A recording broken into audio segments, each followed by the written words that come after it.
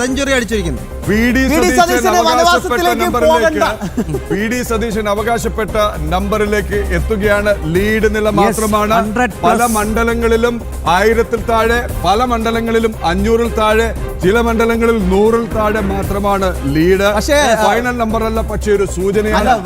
സതീശൻ വനവാസത്തിൽ പോകണ്ട, പക്ഷെ പുള്ളി കതച്ചാട്ടോ പറവൂരിൽ വരുന്നത്. അതെ, UDF ഗംഭീര പെർഫോമൻസ് ആണ്. പക്ഷെ പറവൂർ അതായത് രഞ്ജിത്ത് ഈ 2001-ൽ അവസാനമായി ഒരുപക്ഷെ ഞാൻ മനസ്സിലാക്കുന്നത് അന്നാണ് UDFന് 99 സീറ്റ് കിട്ടുന്നത്. അതിനുശേഷം 2006-ലും 2011-ലും ഒന്നും ഇങ്ങനെ പെർഫോം ചെയ്യാൻ പറ്റിയിട്ടില്ല. അപ്പം ഈ പതിറ്റാണ്ടിലെ ഏറ്റവും മികച്ച പെർഫോമൻസ്, അതായത് 2000 തുടങ്ങിയതിന് ശേഷമുള്ള ഏറ്റവും മികച്ച പെർഫോമൻസ് ആണോ ഇത്?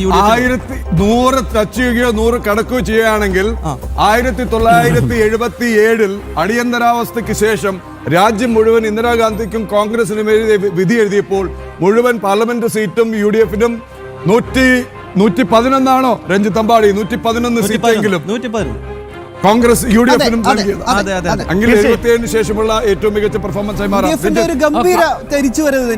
അത്രയൊന്നും പ്രതീക്ഷിക്കുന്നില്ല ഞാൻ.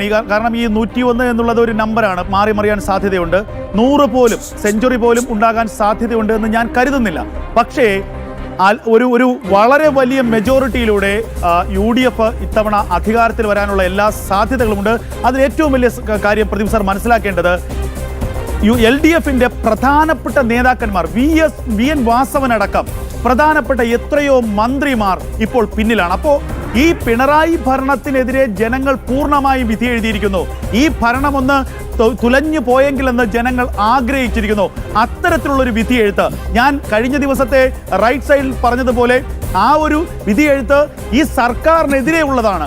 കണ്ണടച്ചുകൊണ്ട് ഈ സർക്കാരിനെതിരെ ആളുകൾ വോട്ട് ചെയ്യുകയാണ്. അതുകൊണ്ടായിരിക്കാം ചിലപ്പോൾ വിജയിക്കേണ്ട ഇടങ്ങളിൽ ചിലപ്പോൾ NDA സ്ഥാനാർത്ഥികൾ പ്രതീക്ഷിച്ച പോലെ വോട്ട് ഇതുവരെ നേടാത്തത്. കാരണം ഇത് 2019-ലെ ലോക്സഭാ തെരഞ്ഞെടുപ്പിൽ നമ്മൾ കണ്ടതാണ്.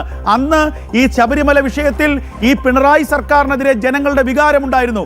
അന്ന് ഏറ്റവും അധികം ആ ശബരിമല വിഷയത്തിൽ പ്രതികരിച്ചത് BJP ആണ്, അതുപോലെ സംഘപരിവാർ പ്രസ്ഥാനങ്ങളാണ്. യഥാർത്ഥത്തിൽ അന്ന് തെരഞ്ഞെടുപ്പിന്റെ ബെനിഫിറ്റ് കിട്ടേണ്ടിയിരുന്നത് BJPക്കും സംഘപരിവാറിനുമാണ്. പക്ഷെ സംഭവിച്ചത് എന്താ? 19 സീറ്റിൽ UDF നേടി. എന്തുകൊണ്ട്?